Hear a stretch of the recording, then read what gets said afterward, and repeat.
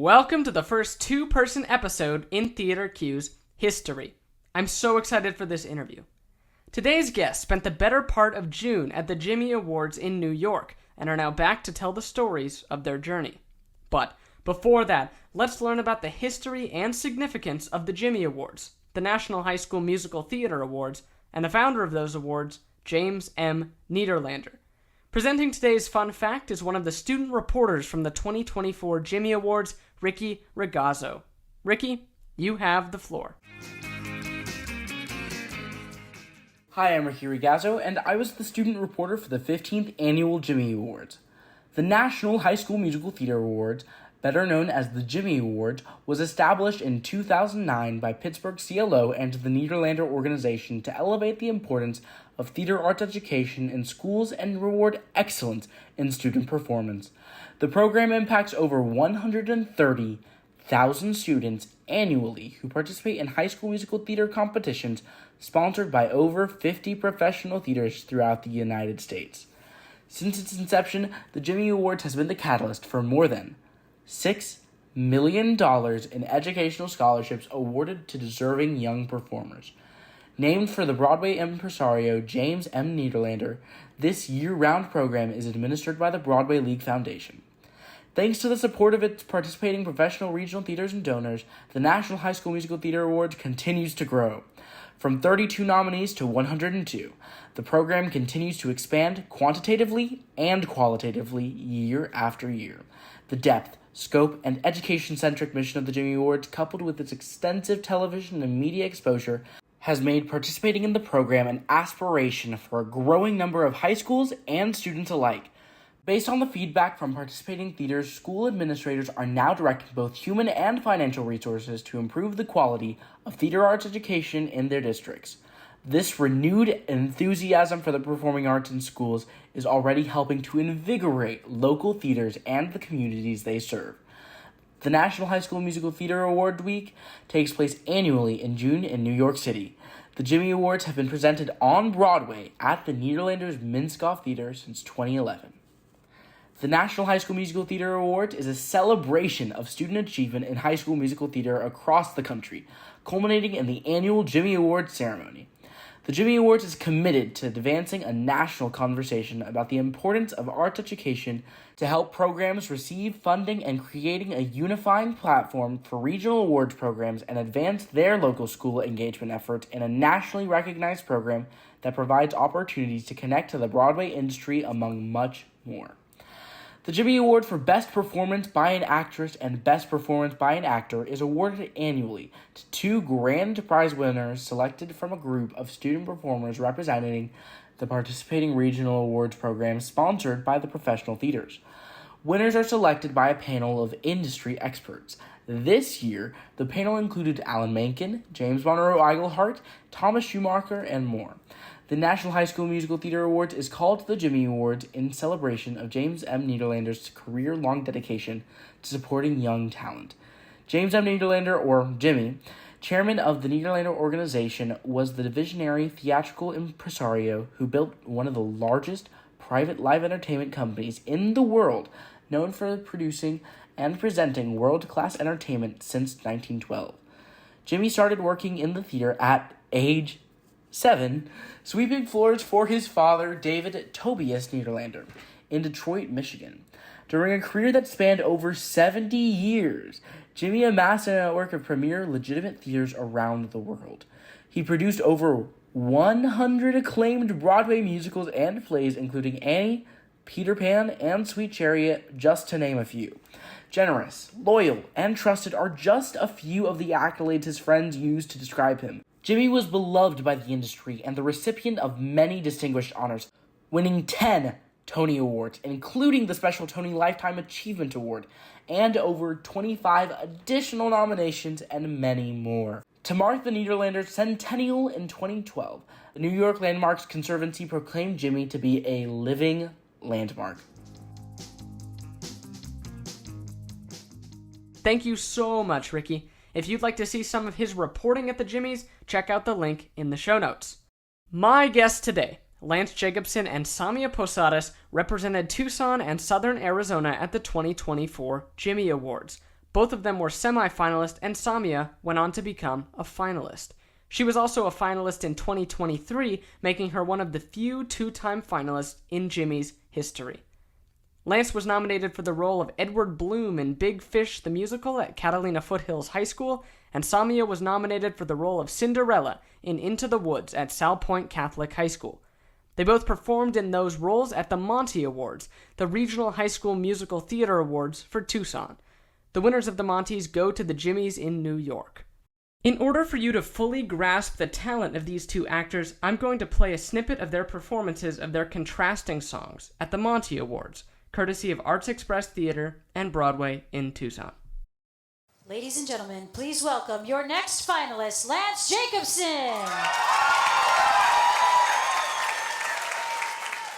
I never touched that girl. You think I'd hurt a child yet? I'd hardly seen her face before. I swear I swore we barely met.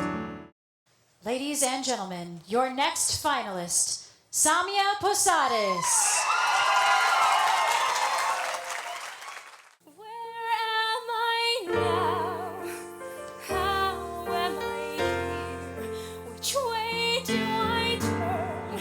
It's all so unclear. I'm standing alone with nothing but fear. Where am I now?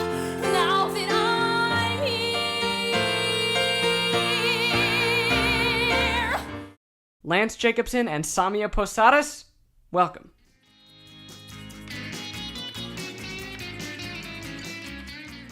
Let's start out with you, Lance. How'd you get into theater, and what have been some of your favorite shows? So I got into theater when I guess it was like in elementary school, like doing like, I don't know if your guys' schools did this, but for the music class, a choir class, they would make us do like a musical number, and that was like in the concert and like the end of the year concert. And I remember doing like Mama Says from Footloose or something, and like we did like the opening to Putnam County Spelling Bee, and so it was like a kind of like a mini musical, but just for one song, and the whole class had to audition and stuff. And then I did the school show there at Ventana Vista, my elementary school, and it was Honk Junior, and my brother and I did it, and I just like I don't really remember being too into it at that point. But I think my mom and dad just kept putting me in the theater because I definitely wasn't into sports, could not do any of that. So to stay active somehow, they just kept putting me in the theater. I did a little live theater workshop, I remember, and then I joined CYT, Christian Youth Theater, and that's what really like I did that for a long time, and that's where I met like all my best friends. That's what really hooked me, I think. Yeah, I did a lot of CYT and like 3 shows a year for like 6 years. It was craziness. Yeah, it was awesome. That's how And I you've got also into it. done like professional shows around town too, right? Now I have, yeah. Yeah. Like the upper class years of high school, I was able to work with Arts Express and SAPAC, and I did a show. I did cabaret with Pima Community College, so that was super cool for me. Yeah, I've been really Awesome. Tucson. And how about you, Samia? I have been singing since like I could walk, like so that kind of was my entry into theater because I would do it like in choir at school when I was like in elementary, but I started taking singing lessons the summer after my kindergarten year, so I was like 6 years old, and I did my first musical in 3rd grade through my elementary school. Well, it was a K through 8, St. Michael's, and that show was Beauty and the Beast Junior, and I was a villager, so that was my first role. And then up till now, I've only done theater, at least like show like productions, through my school. So I did like all Disney Junior shows from 3rd grade through 8th grade minus COVID year, and then I've done my 2 high school musicals, and that's it. So yeah. And so what I've noticed about both of you guys is you both have the ability to act and sing well, which is something that a small group of people possess. There are people who can sing really well or can act really well, but you guys can do both. So how did you go about, and this may just come with experience, but how did you like hone each of those skills and then combine them in theater? Do you want to go, Lance? Sure. That's tough. I don't know. I don't know about you, Samia, but I don't really think about that. But I mean, Nate, you're totally like right. Because that's what musical theater is, right? Like the combination of the different art forms. I think for me, for acting, something that I need to be doing is like doing and I'm not very consistent about it now, but like as I go into college and stuff and more roles is the work, the invisible work that no one really sees, like the book work, like analyzing the script, who your character is. I do a little bit of that. I don't, but in the Jimmys, talking to everybody there, they were like doing way more work than me, and it made me want to step it up a little bit. But so for acting wise, a lot of it was just like diving into like the history of the show and like watching as many different interpretations as I can and seeing what I find to be smart, while also like while reading the script, kind of playing with different like ways to say something or ways to play a certain scene, and kind of just like, I don't know, I get really obsessed with it in the moment. Like for Big Fish, I was just, dude, I listened to every Norma Leo Butts podcast there is, like to date, and just different interpretations of that part. And for singing, I think it's just voice lessons and stuff. And over the summer, I've been trying to like expand like my technique into like more musical theater, because I grew up doing classical, and classical technique, and so trying to expand my range and my versatility vocally, and just also listening to like soundtracks and stuff. Like you can take a lot from just like listening, and you can learn a lot too. I think that's for me. I don't know. Yeah, definitely. For me, I feel like I said, like I started off in theater by singing. So singing is like my like free like comfort space. Like it comes fairly easily to me. But acting, I would say, it does not come easily to me. So like Lance said, I also like when I get cast in a role or I'm performing a piece, I watch how a lot of different other people do it on the internet, and I take what I like and what I think is effective, and I guess make it a point to also bring in like my own authenticity and like show a little piece of myself in everything that I perform.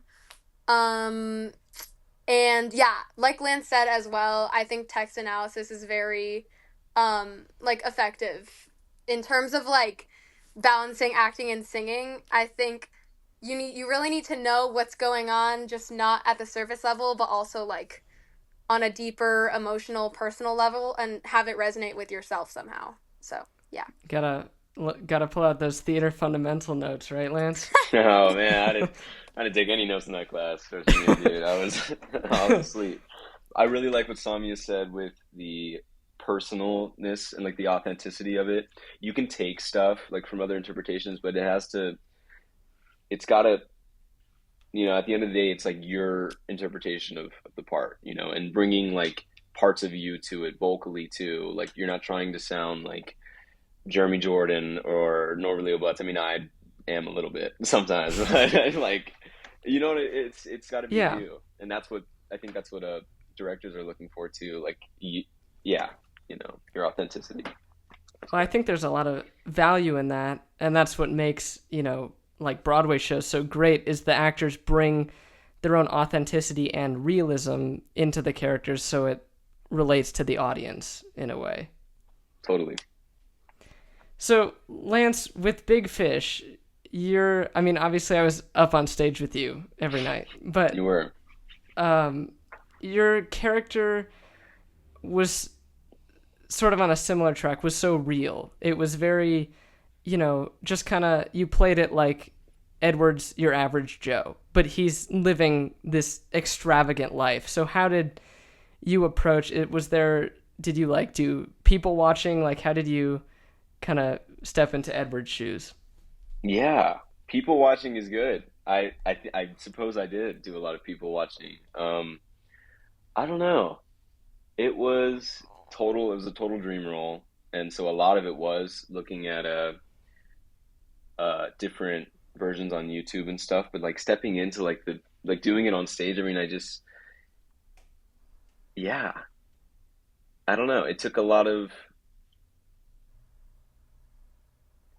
It was such a big part, and such like a emotionally too, like very Mm-hmm. very wide. I don't know. It just took a lot of faith in myself that I could do it, and I could do, you know, in front of the school, like kind of lead the show as someone who, he's telling these larger than life stories, but it is very real. Like the Yeah. story kind of centered around him getting cancer and like how his family. That's that heart of the story is very real. And it was just taking different parts of my life and my, you know, trying to think of like how I would react in this situation, trying to think how my dad would Mm-hmm. react, and just kind of using all of that and trying to create, Edward Bloom how I see fit. And yeah. Yeah. And then Samia, you were talking about how, kind of like Lance, you watch a lot of performances. So I've talked a lot with the different actors that I've interviewed, most notably John Plumpus, who was Timon in the Lion King tour.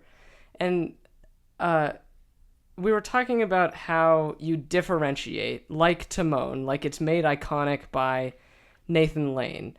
And you have to sort of change it, but you can't too much, otherwise it's not Timon to the viewers. So how'd you approach, making Cinderella, who's such an iconic and beloved character in so many different things, making it your own? Cinderella, the role itself was very challenging for me because, first of all, like I said earlier, like vocals usually come easy to me, but with Cinderella, um, she, like is written musically as a very light and like more on the classical side of singing, which is the exact opposite of what I've always done and what I've always trained in, which is contemporary belt musical theater. So that was a challenge in itself. But I do think that the acting really resonated with me in terms of like just she's very nurturing. So growing up with a little sister, I've spent like my entire every day of my whole life with her, and we've grown up together, so I kind of have like a maternal like nurturing instinct toward that. So I kind of brought that to the role a little bit. But I'm not really sure, to be honest. The entirety of Cinderella, I was very not confident in myself or my abilities or how I was performing in that role. Just because I had that block of like usually my like safety and my comfort of my voice. It just wasn't like in my eyes, it wasn't where I wanted it to be because I was just falling to comparison to everyone else that's played that role in the past, and I was like, I don't sound like that, so this performance is just not where I wanted it to be at the time. But it brought me it brought me pretty far, so I think whatever I was doing might have been effective. But yeah, to be honest, I don't really remember. I like blacked out. So, okay, so now, like, moving forward, after the shows, you both get nominated for the Monty Awards here in Tucson. So, you've both been in the Monties before. Samia, you won last year and this year. And Lance, this is your first year of winning and your final year of winning. You're a senior. So what was different about this year for you, Lance? Because you've been a finalist all 4 years of high school. Yeah. I don't know. I put a lot of weight on the Monties this year, and like I have all the time. Like, it's gonna sound hyperbolic, but I mean, really, going to the Jimmys was kind of like a huge wish and a huge goal for me throughout high school, because I grew up watching in CYT the older kids would be in high school and be performing in the what was called the Starlight Awards then, and then the Ben Vereen Awards. And so I would go and watch and just be like, whoa! And then they're going to New York, like that's the coolest thing in the world. So I kept up, I kept up with it up until like yeah, from fourth grade on to now. So it's a long time to be watching it, and I knew this was like the last time to do it. I could have failed senior year and went back, but I wasn't going to do that, and I put a lot of weight on it, and I put a lot of nights thinking about it and thinking, oh, that's not the right song, and that's not going to win, and probably too much weight to it. I think what was different was just knowing that this was the last chance to do it. And what was also different is that I felt really confident in my role with Edward. I felt like I did a good job with that. As in the past, it was self-nominations with songs, single songs, and in You're in Town, it was a lesser of a part. So I felt, How did you guys go about choosing your contrasting songs? Because I know I don't know if you guys had the music director at the Monties choose it for you, but if you guys chose it yourself, I mean, that's a lot to think about.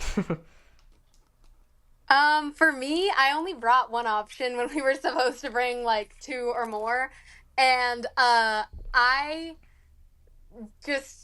voice teacher, Caitlin, sent me like a bunch of options, and the one that I sang, Where Am I Now, from Lysistrata Jones, just really resonated with me the first time I heard it. I was just like, wow, that song's really, not only is it, I feel like, vocally impressive and just very powerful, but it's also like very relatable, especially like in teenage years, like the message. So it was easy to resonate with me acting wise, and vocally it challenged me enough, but I really enjoyed performing the piece. I don't know, I just like chose it from whatever my voice teacher sent me. So I wasn't like going through a bunch of songs. I just happened to find the one, and I was lucky enough to be able to perform it. For me, I changed my song a lot. Yeah, I knew that I wanted to do something like dramatic, because I feel like there's almost like a formula for these regional award programs to go to the like typically. I mean, that's not necessarily true, but you can kind of sense that a sadder or more like dramatic song does better than a comedic song, just because of what you're doing emotionally and what you're bringing. Usually, it's harder vocally, so and harder emotionally too, probably. Yeah. Oh yeah. And so I switched it up a couple times, and then I landed on Leo's Statement from Parade, because it's like the epitome of whoa, dramatic song, and looking back now, I'm happy that I did it at the Monties, because I think it was a unique piece there, given what other people had chosen. But after having been to the Jimmys, I think that it gave me a new lens on sometimes the biggest song, or like the song that you think is the most like dramatic or whatever, isn't the song for you. I don't think that was the song for me necessarily in the end game. And doing a song that might be a little smaller in a smaller, like lyrically, and like the importance of the context of the song and the show, but you nail it, I think is what's best. Yeah. I don't know. So speaking of the Jimmys, you guys win the Monties, you fly to New York. On the flight, were you guys like preparing? Were you listening to your songs over and over, or were you, let's sit back and watch a movie on the airplane Wi-Fi?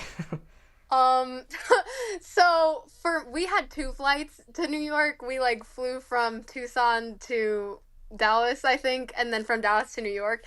And I got separated from Lance and our chaperone Simone both flights, so I was like literally in the back of the plane in between like two random strangers. And I honestly, like, when I compete with a song, or when I bring a song to a competition, unless I am not that familiar with it and I just recently chose it, and like I still have to memorize stuff, or I still have to like tweak things vocally, I'll listen to it on the way there, but I feel like I get tired of it, and like it just like doesn't bring me as much joy if I overdo stuff like that. So on that flight and just like the whole travel journey, I really did not listen to my song or think about it. I was just more excited about like what was to come at that point versus like stressing about like, oh no, like the song has to be perfect, like, because at the end of the day, I feel like at a competition like the Jimmys, I mean, like, making it there is already like amazing in itself, and by the time you get there, where am I going with this? I feel like by the time you get there, it's like out of your control. Like, Sure. Yeah. obviously you have to put in the work and the effort, and you did to get there, but I mean, like, whatever you put out is what you put out, and like after the fact, it's like it's all in the judge's hands. So I don't know, that's why I feel like just don't put too much stress on it, personally. Yeah, definitely. I completely agree with that. I've gotten tired of songs. How about you, Lance? Totally agree with Samia, and yeah, like, I don't know. I feel like listening, we had already done these songs, you know, like we knew them. We won with we had to bring up 4 songs up with us, Okay. or 6 songs, right? Yeah, 6 songs. Oh, because for your character? Yeah, Yeah. but I mean, for me, it was all songs that I knew relatively, and the ones I didn't know, I just wasn't going to do them, you know? And we got to the airport at like 3 a.m. I was exhausted. I was like falling asleep on my chaperone next to me the whole flight. Yeah, the way there, it was in my head, like the excitement of going to New York, and that was really what was going through my head that whole time, but yeah. So safe to say you guys didn't stand up and perform for the whole airplane. No, Yeah. Next time, right? next Jimmy Ward. Samia Yeah. won't again, so. Nope. Okay, so you guys arrive in New York, and you have this. It was over like 2 weeks, right? 10 days, something like that. 12 days, I think. 12 It was days. like, yeah, a little over, yeah.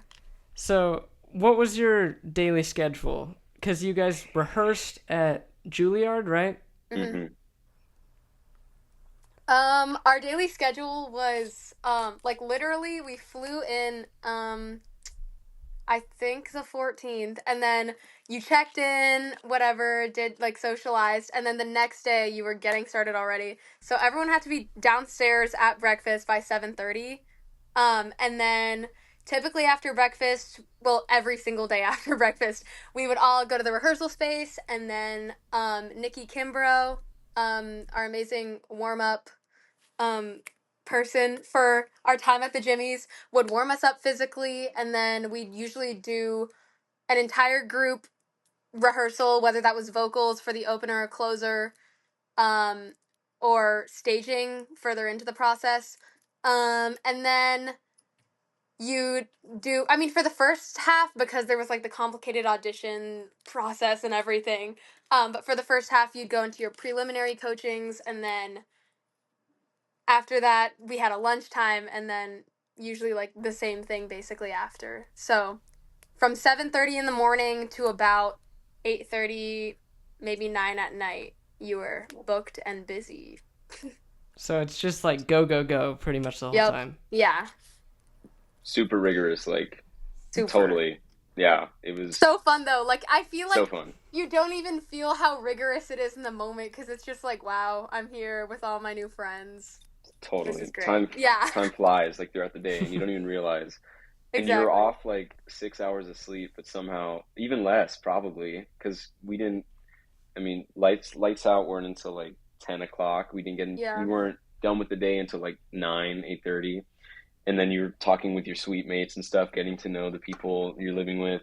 So a lot of times I wasn't going to bed until like 1:30, or the people in my suite too. We were just talking, or midnight is probably more. That's a little egregious. 1:30 probably not, but yeah, it was. You're so hyped up from all the adrenaline there that you can't even think about that you're tired, or yeah, you get very. Yeah. Well, and you guys got to go to the Tonys, and so I'd imagine that's even the dress rehearsal and the performance, and I'd imagine that's even more of an adrenaline boost because you get to see these like, big time professional actors and who are there and performing, and you're there too. You're, however far away from them. I don't know about you, Samia. Besides the show, that was probably my favorite day there. The Tony Day. That That was was like the coolest insane. thing ever. Yeah. I feel like I don't even have a favorite. I like every single moment at the Jimmy's like take me back. I miss it. Yeah. Yeah. Seriously. They kept outdoing themselves like every Yeah. day. It was like, here's Schmuckeries, here's Mhm. Schmackery cookies. Oh, and now you're going to the Tony Awards. Like Yeah. it was crazy. Yeah, that was one of the coolest, if not the coolest experiences of my life. The Tonys, like, and who goes to the Tonys once in their life? We went twice, Yeah. Like That's true, yeah. that doesn't happen. Twice in the same day. In the same day. It was insane. That whole You guys like got to go ahead. go ahead, Nate. Oh, I was just gonna say that whole frenzy of like we were practicing for our auditions that were the next morning or like the next day. Mm-hmm. And so we had like an hour to get ready before they told us, and then we still had like practice with our coaches for the songs. This is for the preliminary audition to see if who was in the medley or not. And yeah, it was just craziness. It was a crazy night before auditions. And you guys got to work with some really amazing coaches. Do you have like a favorite story, favorite piece of advice from working with them? I worked with Colin Hanlon and Telly Leung, who Telly Leung was Aladdin on Broadway for like 2 years. He was in Allegiance with Lea Salonga. Both him and Colin kind of, in both of my songs, really taught me that like like less is more when it comes to an audition. Like they were saying that directors and adjudicators, whoever's you're performing in front of, I don't know, it's almost better to wow them with the stillness and the focus in what you're doing than doing some, depending on the song, obviously, but in general, instead of doing some huge thing, really having it honed in um, physically and vocally is better in their opinion, and I found that to be true as Yeah. well. Yeah, Um, that's really good advice. yeah. For me, my preliminary coach was EJ Zimmerman. She's amazing. And then my whatever you call it, the next audition, my character audition coach, for the next round was Adam Cantor, who was in the original cast, or not the original cast, but he was in Rent on Broadway, and he was in a couple of other things. But both of my coaches like forced me out of my comfort zone, because not gonna lie, like even though it was a coaching and it was like literally it's for yourself, you always did it in front of some of the other kids, and that made me very nervous because I compare a lot. So for example, EJ, she made me do a lot of physical work for Cinderella, which pushed me out of my comfort zone because we were just experimenting and stuff. But Adam made me speak like the lyrics to "I'd Give My Life for You," and it felt so awkward for me because it's like you're saying "I'd give my life for you" like 4 times, just like different ways. So I don't know. But all the things that they made me do, like just like I would do it because of I know that they know better than me, and like they have all this professional expertise. And I did see so much improvement in myself and my performances and just the takeaways that I got, even in the short time that we spent together. So I thought that was just like really cool to see that fast of growth and improvement in a piece when working with the right people. What's the difference between performing for a sold out Broadway house plus online viewers versus like the Monty Awards, which is a much smaller scale, or your school shows? Weirdly, between the Monties and the Jimmies was just like the amount of adrenaline you had. I remember the first time we rammed the opening number full out, like full voice, because throughout the week our director Van would to a T consistently tell us to mark vocally and just like not sing a lot of the times to save our voice for the show. But just the amount of energy that was on the stage for the Jimmys, like even before the audience came in, it was unlike any show. But the nerves, I think were almost less. I think I was like in a weird frenzy of excitement that I couldn't even tell that I was nervous. You know, obviously I was. It was like the craziest moment of my life. But I feel like I was more nervous about the Monties, like on the show of the Monties, like way more Really? freaked out about it. I think so. Yeah. Huh. That's That's how it interesting. felt. Yeah. For me, I don't even know. Like for the Monties, I was in some sort of imposter syndrome mindset, like I said with Cinderella, where I had such a bad mental block where I was like, this is really bad. I don't know how I got here. So I was like, there's no way that I'm gonna make it anywhere in this competition. So I was like, whatever, like here we go. So like Monty's, I was just very comfortable. Like it was like performing in front of my family and friends, and I was like, whatever happens, like whatever. And then like everyone, like I guess after everything happened and I won, I was just like, whoa, like maybe this could go somewhere. And that was the first moment in the entire process of Cinderella that even went through my head. But at the Jimmys, and I would say the same about even last year, which is like something is so magical about the first like time I experienced all of that. So like people have been asking me like, oh, like which was your favorite year? Like there wasn't, but I have to say, like, they're both amazing experiences in themselves and so unique and so many different memories. But the first time that I experienced it was just so magical. And both times I just wasn't... You feel some sort of, like, odd sense of calm amongst all of the chaos that's going on that night. But, like, at the same time, you just spent, like, 10, 11 days with all these people that you didn't know before, and everyone's away from their families. Everyone is trapped in Juilliard in New York City in a somewhat, on the outside, it's a very, like, stressful situation. Like, all these kids are, like, getting a taste of the industry and, like, going from 7:30 to 8:30, like, all day. So, I guess, like, forming that sort of bond with everyone and just, like, you're all a family. And our choreographer, Keisha... amazing. She's absolutely phenomenal and I love her so much. She like drilled all of our staging into our bodies and our brains. So if you had so much adrenaline, got so nervous on stage, literally your body is going to go on autopilot and do the right thing. Like that's how many times we did it. So I don't know. I just wasn't super nervous. And I also had the same kind of mindset like I did at Monty's. Like for some reason I like to convince myself, oh yeah, like I'm not going to make it anywhere. Like I don't know. It keeps... I feel like it helps me to keep humble in that environment. And also, like, I try to avoid putting pressure on myself, which obviously it's inevitable in a situation like that. But, I don't know. Like, convincing myself that I wasn't going to get anywhere kind of just, like, made me focus on the present moment. Stay present, like, go on stage, do the thing, and whatever happens, happens. So, yeah. Well, and I know both of you guys like to be humble, but you can write in on your resume you got to perform for Alan Menken, so That's true. you're golden. You're good to go.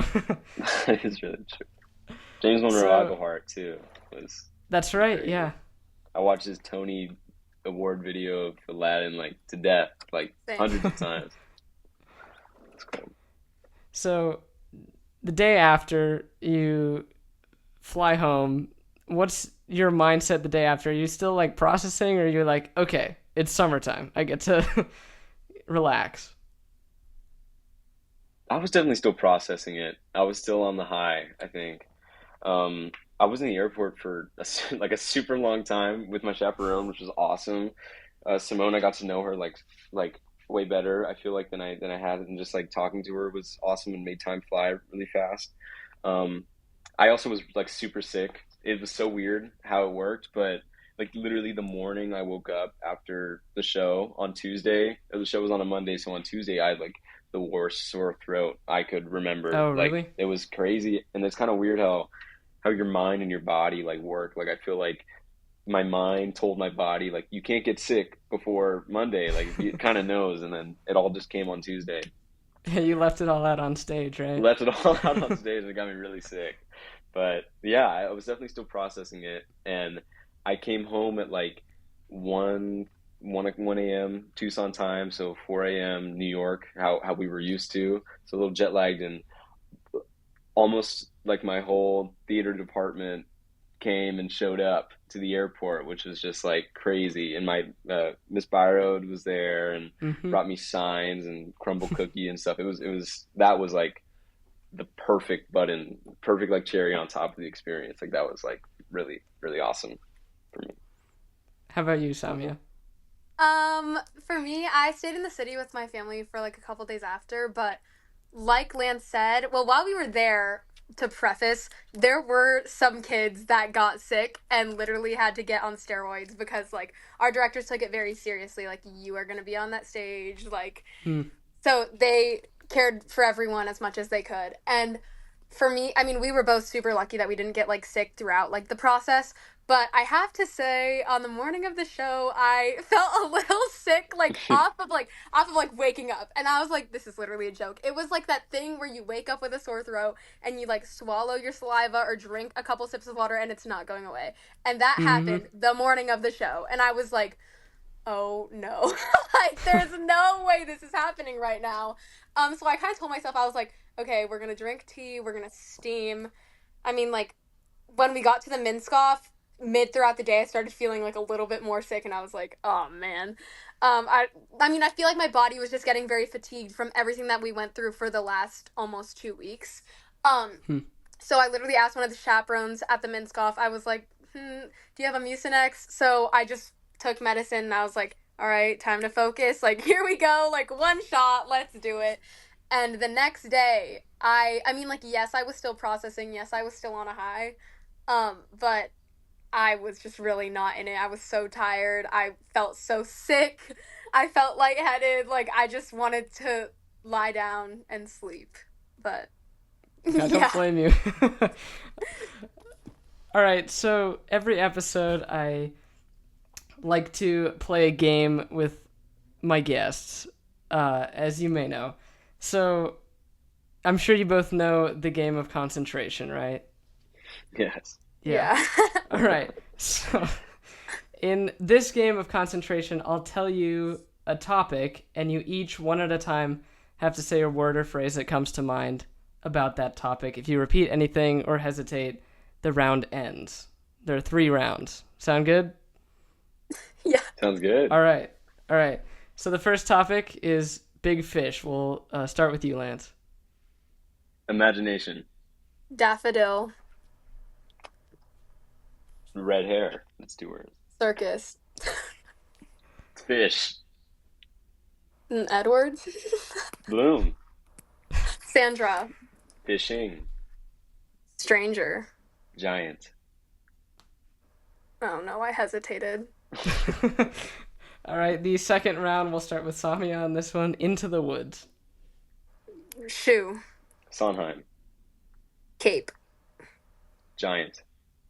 Castle. Baker. Tower. Bread. Witch. Prince. Spell. Disney. Steps. Stepmother.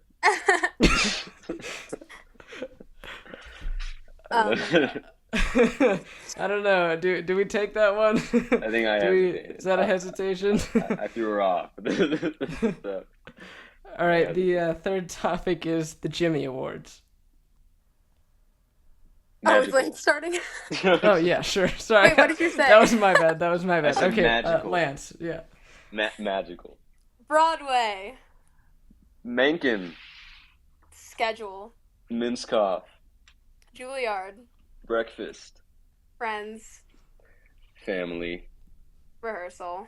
Keisha. Van. Kyle. Dance call. Damson. Costumes. Medley. Chaos. Tommy. Fortunate. See me. Grateful. Epic. Inside jokes. That was 2 words, but inside jokes. Hey, that's hesitation. That's hesitation. Yeah, all right. that's hesitation. Was breakfast a highlight for you, Lance? You mentioned Yeah, breakfast. dude. Honestly, I mean, it was pretty good. It was pretty good. A lot of Yeah. times, yeah, yeah. There was very few bad meals at Juilliard. For like What were cafeteria your food, it was awesome. What were your guys' reactions to watching the winners perform their songs in the finals? Damson Chola Jr. is going to be the first Tony Award winning president probably in America's history. He's just like, I mean, just the way he performs is so smart. It's just so brilliant. I think it's reached the point of brilliance the way he thinks about the song and his range and his versatility. It was watching a masterclass. It made me heavily inspired. Yeah, him specifically. There was a group of nominees there. All of them inspired me. What? That's stupid. All of them inspired me, but Damson in particular, just the way he performed, um, really made me hungry to come back and do the work and be better as an actor. He won with his hands in his pocket. I mean, like that, amazing, amazing. Yeah, yeah. How about you, Samia? Um, wow. Okay, so for prior context, when I went to the Jimmys in 2023, one of the fellow finalists was Corbin Drew Ross from Broadway Dallas, and which is Damson's regional awards program. And when Corbin heard that I was going to the Jimmys for a second year, he told me before the regional awards program had even selected a winner yet, he was like, I'm telling you, if my friend DJ wins Broadway Dallas, he is going to win the Jimmys. And so I had that in the back of my mind. So when I got to the Jimmys, I was like, I met Damson and I was like, hi, like, I know Corbin. Like, I heard you're going to be, like, really good. So I was, like, super anxious to hear him.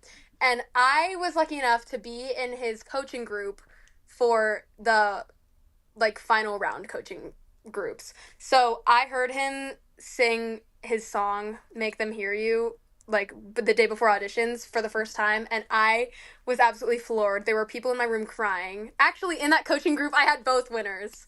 So, Oh, really? yeah. That's the group to be in.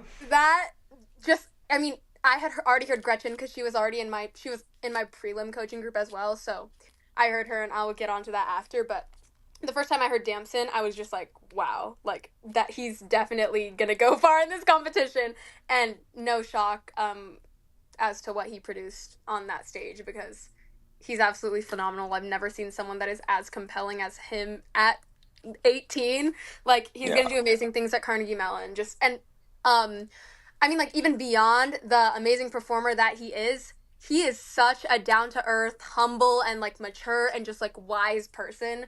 Like, he has this, like, aura to him that is just, like, I'm Damson. Like, he's so, like, serious, but I don't know. Damson's amazing. I admire him in so many ways. Gretchen, I was lucky enough to be roommates with Gretchen Shope at the Jimmy Awards, so we clicked right away. She was so sweet. I had a lot of moments where I was down on myself, and I was just, like, telling myself, like, you're not gonna go anywhere, whatever, and she would be like, no, like, you can't talk to yourself like that, and she'd be super uplifting and just, like, positive, and we really bonded and had a lot of deep conversations during our time together, like, getting ready in the morning, doing her makeup, whatever, and she just inspired me in so many ways, and I heard her for the first time in our prelim coaching group, and right after, I told my friend Isaiah Baston, I was like, Gretchen is going to win. She is going to win, like, no joke, like, I genuinely said that, and I was not shocked when she won. Like, she's absolutely amazing, and like Damson, she's such a good person. Yeah. And it's just, I can't wait to see what they both do in the future, because they're on to amazing things, those two people. If I could add something about Gretchen, she was in my medley.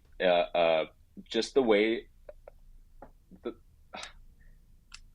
mean, her voice, her talent is, like, impeccable. Like, that can't be overstated, but she's such a natural leader for her age, and, like, her maturity shows in that, like, times that we needed to like learn our music, because learning the music for the medley was one of the biggest challenges for me. It was so much, it was so quick, and the turnaround was so quick. From finding, if you like learning the music for it, she would just have everyone be on their crap, like everyone needs to be doing this, and doing it in like the nicest, not bossy way at all, like such a natural leader, such a good person, both of them. Yeah. Part of what I love about talking to you guys about the Jimmies is you're both so humble, which is such a fantastic quality, and you're also, it seems like the way you talk about it, there's such a camaraderie between all the nominees and the Jimmies. Like, it's almost like it's not a competition. You're just a bunch of friends performing on stage.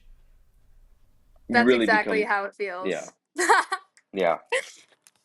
I consider those people my friends, like some closer than others, but it's like a town. It's like you create a town for 12 days. Like, these are your neighbors, these are your comrades. Like, it's unlike anything that I I've feel experienced in like my life. the memories we made at the Jimmies are ones that we will carry like for the rest of our lives. And all the people are just so, I mean, like, obviously everyone is so talented, like, no doubt. Like, these are like the best high schoolers for theater in the nation. And both years that I've been, like, even my first year, like, I didn't expect to stay in touch with that many people because it's hard for me when I don't see people every day to, like, I guess, like, stay in touch and, like, have a quality relationship and nurture that. But, like, to my surprise, after my first Jimmy's, like, over a year later, I am still texting and FaceTiming with some of those people. And it's just, like, it speaks to how impactful and just, like, bonding that whole experience is.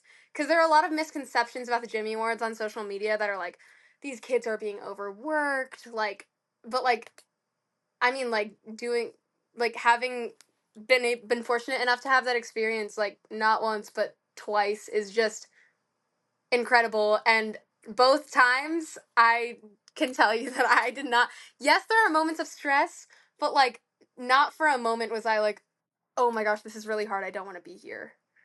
Like, I don't know. It's amazing. Yeah, amazing is the word to capture it. It's like, I think the Jimmys has established itself as such a force for theater in America. Like, it's constantly Definitely. Yeah. being compared to the Tony Awards. I think it's better than the Tony Awards, to be honest. Like, it's the Tony Awards for high schoolers, but I don't know. We got to share 12 days with the future of Broadway. I have no doubts in my mind that Damson and Gretchen are going to be on Broadway. That Sami is going to be, like, all these people that we were lucky enough to perform with as kids, and we're watching their careers start and grow, along with however many people were watching from home, and the I don't know the capacity in the Minskop, but the 1,000+ people. It's so amazing and magical. Like, it's hard to comprehend almost. Yeah. I watched the whole thing with my family, and it was like every single person who performed, I was like, how on earth are they going to choose a winner? This is ridiculous. Yeah. People were calling Damson. I was calling Damson from day one. Everyone called. I feel like everyone called Damson. Yeah.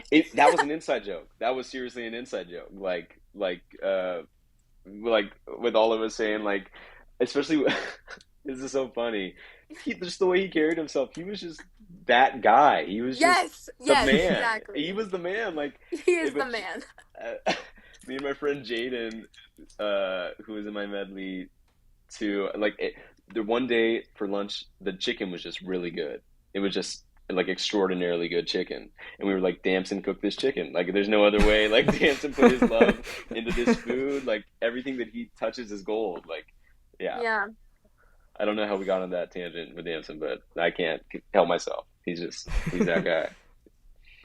So, I always ask listeners for questions, but actually, the two questions that I'm going to read to you guys were sent in by Ricky Ragazzo, who is one of the student reporters, and I reached out to him. He's helping me with the introduction, and then he was also like, hey, I didn't get to ask Lance and Samia these questions, at the Jimmys. So here's a couple of questions from Ricky. And the first one is, what connection did you make with Edward Bloom or Cinderella that helped you get into character?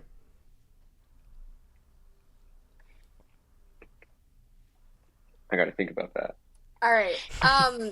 For me, my journey with Cinderella was very rocky, but I feel like by the time I got to the Jimmys, to get into character, I, especially for the song that the arranger for my medley chose to put in for Cinderella, No One Is Alone, it forced me to take a deep breath, center yourself, stay calm, and deliver I tried to deliver like a mature, wise performance and just like to bring myself to that role, because at that point I just kind of accepted the fact that I'm not going to be Philippa Sue. I'm not going to be exactly like all the rest of these Cinderellas.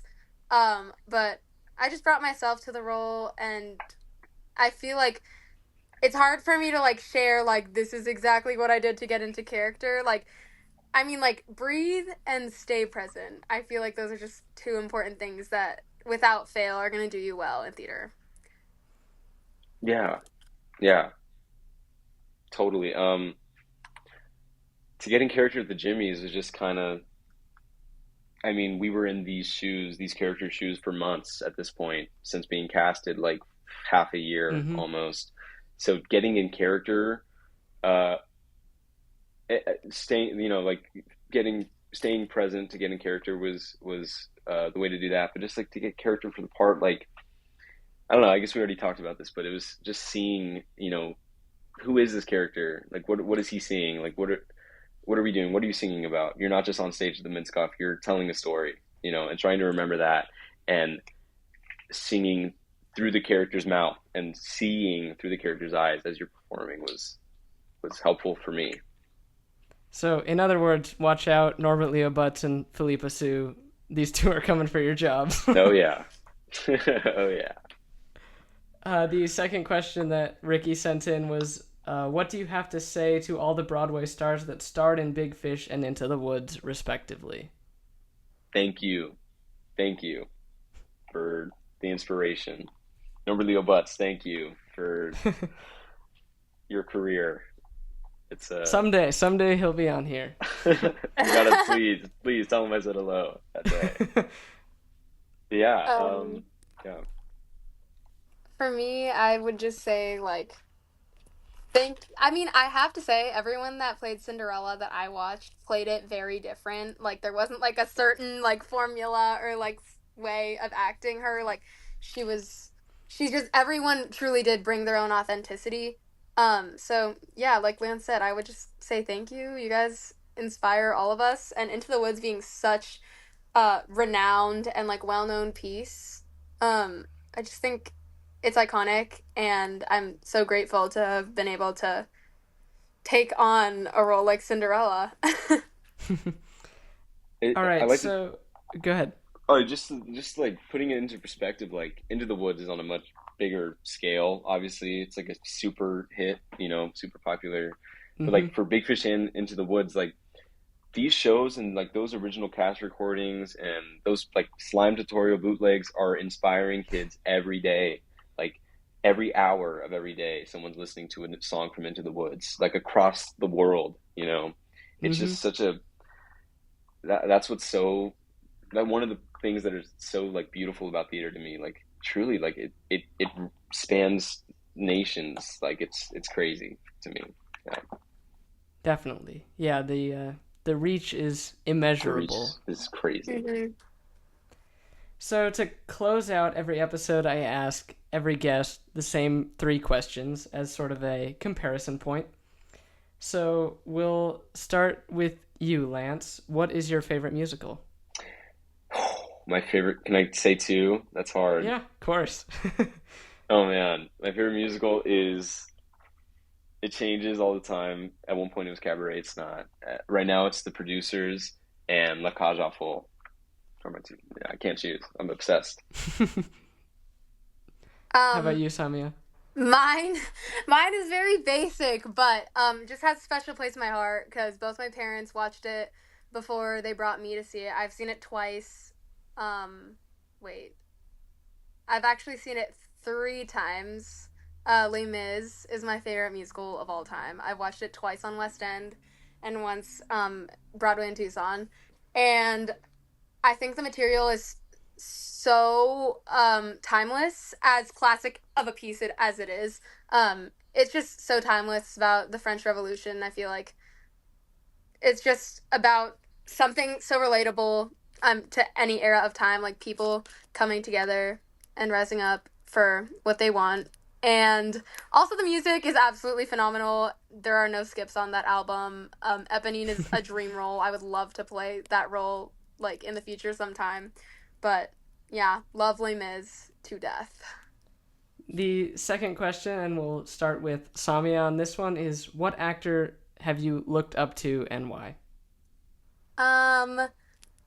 Okay, I touched on this in the interview that was like released, the short clip of interview that was released on the Jimmy Awards account with my finalist song. But Even Obazada is someone that I've looked up to for like literally my entire time in theater. I love the way that she performs. I mean, like in every interview that I've watched of her, she's just so true to herself and so outgoing and funny and kind and just she seems like such a bright person. I'd love to meet her. And she stepped in, I feel like we have a lot of similarities. Like I said in that one video, we are both like Filipino American women in musical theater. And she started exactly where I am right now, which is crazy to say. Like, she made it to the Jimmy Awards from her regional awards program in, I want to say South Carolina, but I could definitely be wrong. And, I mean, like, yeah, we've both been finalists, and then she booked very young. She booked right after the Jimmy Awards, and she's been in so many amazing and iconic shows and had so many amazing opportunities, and I just aspire to be like her someday. Like, she seems so cool. So yeah, love her. And you, Lance? This might not come as a surprise, but I wonder who. How could I not say Norbert? And being in Big Fish has only fueled my addiction. Like, he's just played every, like, kind of every great part. And not every great part. You're kidding me, Well, but like quite a few. his resume is so like the last 5 years, Wicked, Dirty Rotten Scoundrels, like, and even the parts you don't think about, like in Catch Me If You Can. It's just like he won a Tony for that part because of how he played it, and like watching the bootleg for that, like it's I said this with Damson, like he's a very smart actor, and it's very it's very genuine while also being like very like I like the term honed in. I heard that a lot at the Jimmys, from like honing in a performance and not making it super like calculated by any means, but like very, you could tell that a lot of thought went into who this character is. And I think Norbert Leibowitz does that like better than anyone working on Broadway right now. Definitely. And the third question, we'll start with Lance on this one. What advice do you have for theater kids or anyone wanting to get into theater? Do it. Do as much theater as you can. It will make you a better person. It will give you lifelong friends. If you have any interest in it, just do it. Like, do it. Don't even think about it. Like, and if it's not for you, then it's not for you. You can enjoy something else and enjoy the art, maybe just watching shows or stuff. But I'd say getting into theater is what makes me happy. It's what I think about all the time.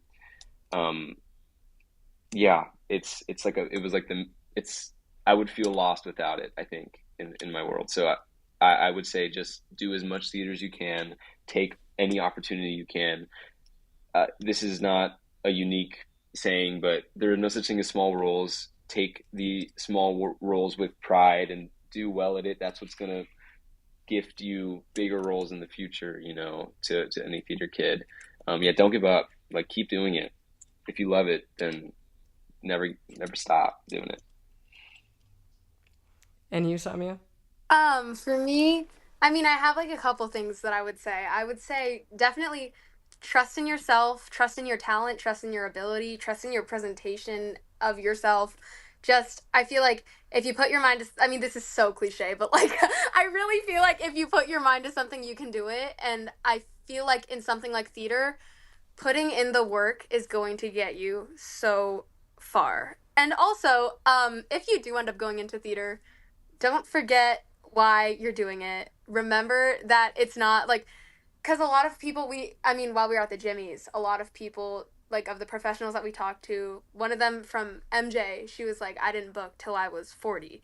And I feel like that just serves as a testament to, like, perseverance and dedication, and eventually the hard work will come to fruition, and everything happens in due time. So, I don't know, I just feel like, yeah, trusting in yourself and working hard will get you exactly where you need to be. Also, don't compare yourself, because everyone has their own path. Like, what's right for you will happen, and what's not is part of your learning process and your growth and your development. And I say that, but like, it's hard for me to remember sometimes, but it is so important and so true in every situation. So, yeah. Well, thank you both. Manifestation is real. Yes. Manifestation It is is. real. Well, thank you both so much for being here. It was such a pleasure. It always is to be graced by your guys' presences. Oh, Nate, you are the Thanks, best. Nate. You're amazing. You're amazing. And I am sure I will see you around. Yes. Yeah. Yep. Thank you, guys. Thank you, Nate. Thank you. Bye. Bye.